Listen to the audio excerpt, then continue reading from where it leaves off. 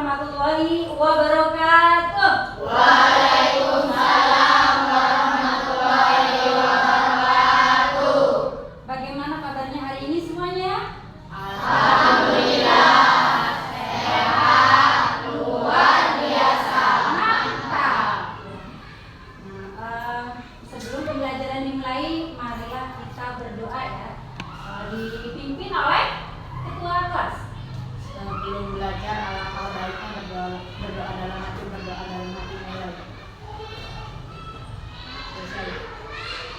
Demikian tadi kita sebagai makhluk Allah ya, namanya memulai segala aktivitas apapun itu dengan membaca doa atau membaca Bismillah. Karena apa? Dengan membaca Bismillah segala sesuatu akan menjadi nilai amal soleh. Nah baik, sebelum pembelajaran dimulai, mari kita menyanyikan lagu wajib nasional Indonesia Raya.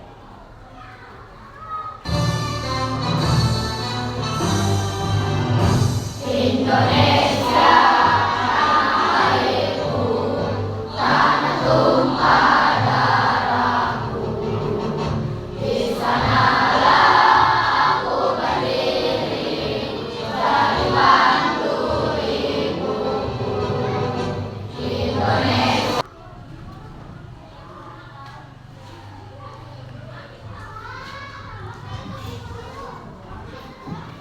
Sebelum pembelajaran dimulai, Ibu akan mengecek kehadiran masing-masing dari kalian ya. Yang disebutkan namanya angkat tangan atau hadir. Agni Aurora, Ahmad Eza Irwansyah, Ahmad Ainul Istiqomah, Ali Tabroni, Amira, Arfa, Arif Putra, Arsya Fadila, Asila, Ayumi Diana Moro. Oke ya. Nah, ini kan tadi dari absen semua. Pada pembelajaran hari ini kita akan mengenal tentang morfem D ya. Tentang morfem D sebagai preposisi dan morfem D sebagai afiksasi. Nah, tapi sebelumnya perlu mengingat kembali pembelajaran kemarin kan, yaitu menulis sebuah cerita. Masih ingat unsur-unsur intrinsik dalam sebuah cerita? Intrinsik. 1, 2, 3, 4. Nah, masih ada lagi. Nah, selain yang sudah disebutkan oleh Indah tadi, ada yang masih ingat? Apa lagi? Ya? Amanah, sudut pandang, gaya bahasa. Nah, itu adalah kalian masih ingat ya? Mantap. Ternyata kalian masih mengingat pembelajaran yang telah lalu. Nah, itu adalah sebagian yang harus kalian kuasai dalam menulis sebuah cerita. Nah, tapi pada pagi hari ini kita akan membahas tentang morfem D sebagai preposisi dan morfem D sebagai afiksasi. Nah, siap kalian belajar pada hari ini? Siap. Yel dulu ya. Nah, siapa kita? Manja satu. Siapa kita? Manja satu. Manja satu. It's the best, yes, yes, yes. Manja satu. It's the best, yes, yes, yes. Nah, itu adalah kalian sebagai siswa sebagai satu manja ya, harus bangga dan kalian juga harus menerapkan 7 pembiasaan anak Indonesia hebat. Karena untuk menjadi hebat butuh perjuangan. Dan berawal dari rumah terapkan.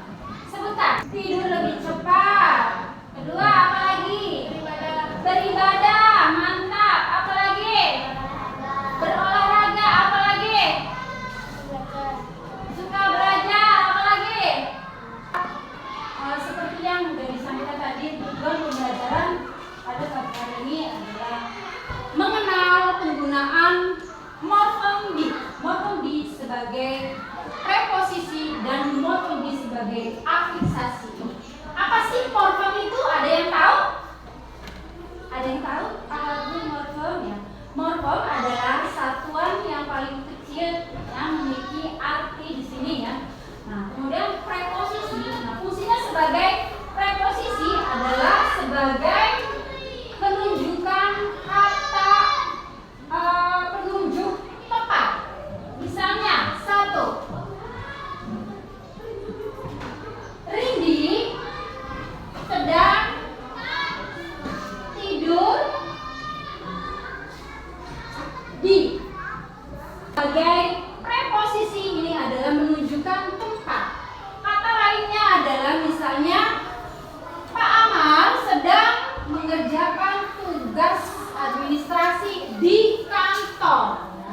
Di menunjukkan tempat kantor itu penulisannya harus dipisah, dispasi ya. Itu namanya penggunaan morfem di sebagai preposisi. Ingat ya, penulisannya dengan kata berikutnya dipisah, dispasi. Nah, yang kedua, apa sih penggunaan dari morfem di sebagai afiksasi? Penjelasannya adalah membentuk kata kerja pasif. Apa sih kata kerja pasif? Yaitu kata kerja yang diawali dengan kata morfem di. Contoh dalam sebuah kalimatnya, nasi dimakan oleh Hisam. Nah, nasi dimakan, nah di dengan makan, nah penulisannya disambung ya, karena menunjukkan kata kerja pasif. Nah, ini disambung. Apa bedanya? Nah, yang pertama tadi sudah dijelaskan ya, di menunjukkan tepat, yaitu morfem di sebagai preposisi menunjukkan kata tepat, maka penulisannya dipisah. Nah, kalau sebagai afiksasi, maka penulisannya digabung dengan kata berikutnya, karena fungsinya adalah membentuk kata kerja pasif. Oke? Ada yang kurang paham atau ingin ditanyakan? Atau masih bingung? Dan jelas ya, untuk pembelajaran pada pagi hari ini cukup itu saja ya. Nah, kemudian berikutnya yaitu kalian dibentuk menjadi 4 kelompok. Kelompok 1, mana suaranya? Ya. Kelompok 2, mana suaranya? Ya.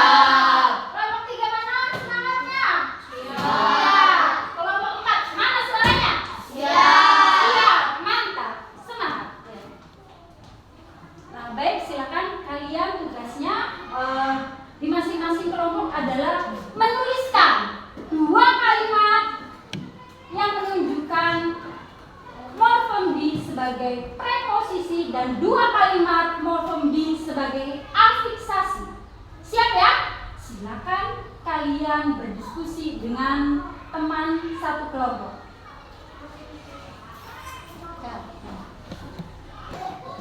Baik, dari 4 kelompok ini harus ada 1 perwakilan dari masing-masing kalian untuk mempresentasikan hasil dari kerja kelompok kalian, yaitu membuat 2 kalimat sebagai yang menunjukkan preposisi dan yang kedua sebagai 2 kalimat sebagai afiksasi.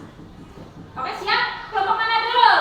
Kelompoknya Agusti ya, kelompok 2. Perkenalan dulu. Assalamualaikum warahmatullahi wabarakatuh. Nama saya Gusti Arfanuddin Ahmad Lazwadi. Saya akan membacakan contoh tugas kelompok dari kelompok 2. Sebagai contoh preposisi adalah Ani menyiram bunga di taman dan Rudi menyimpan mainannya di kamar. Dan sebagai contoh afiksasi adalah padi ditanam petani pagi tadi, dan kalimat kedua adalah nasi kotak itu dimakan adik. Oke, terima kasih, luar biasa, tepuk tangan.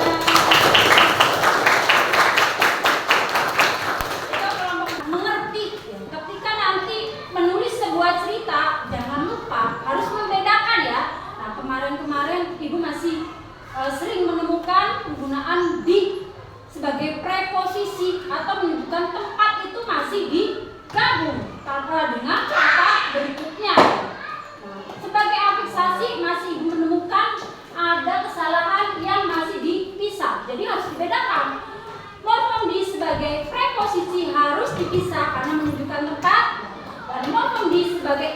preposisi harus disambung dengan kata berikutnya, yaitu menunjukkan kata kerja pasif ya. Ingat ya, karena berikutnya kalian akan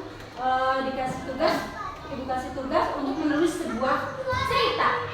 Ibu nanti akan cek dan memberikan tugas secara berkala. Masih adakah kalian ya, dicek penulisan. Kalau masih ada kesalahan penulisan preposisi yang digabung, berarti masih belum ada yang paham. Oke, siap?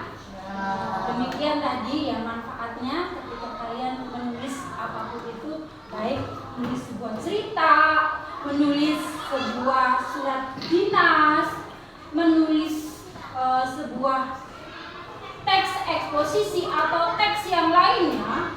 Aturan dalam sebuah penulisannya sebagai preposisi, morfem sebagai preposisi itu harus dipisah karena menunjukkan tempat. Nah, morfem sebagai afiksasi harus digabung karena menunjukkan kata kerja pasif. Ya. Tugas selanjutnya silakan kalian menulis sebuah cerita. Nah, tapi sebelumnya Ibu akan mengasih nilai. Tadi kelompok 1 Ibu kasih nilai 80. Tepuk tangan untuk kelompok 1. Nah, tadi perwakilan dari kelompok 2 Ibu nilai 95. Tepuk tangan untuk kelompok 2. Nah, untuk kelompok 3 Ibu kasih nilai 97. Tepuk tangan untuk kelompok 3. Nah, yang terakhir tadi Ibu nilai sedikit ini ya, karena ada beberapa penulisan, tapi masih banyak yang benernya ya dalam sebuah penulisan kalimatnya. Ibu kasih nilai 87. Tepuk tangan untuk kelompok 5.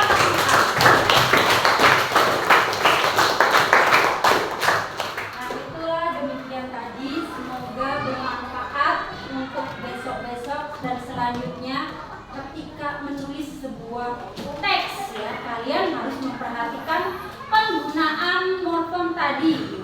Karena itu walaupun sangat dianggap sebagai sesuatu yang remeh, tapi segala sesuatu ada aturannya. Harus tahu ya, harus tahu ilmunya. Semoga bermanfaat. Semoga kita semua dalam keadaan sehat walafiat dan dilindungi oleh Allah Subhanahu wa taala. Amin. Ibu akhiri, wassalamualaikum warahmatullahi wabarakatuh.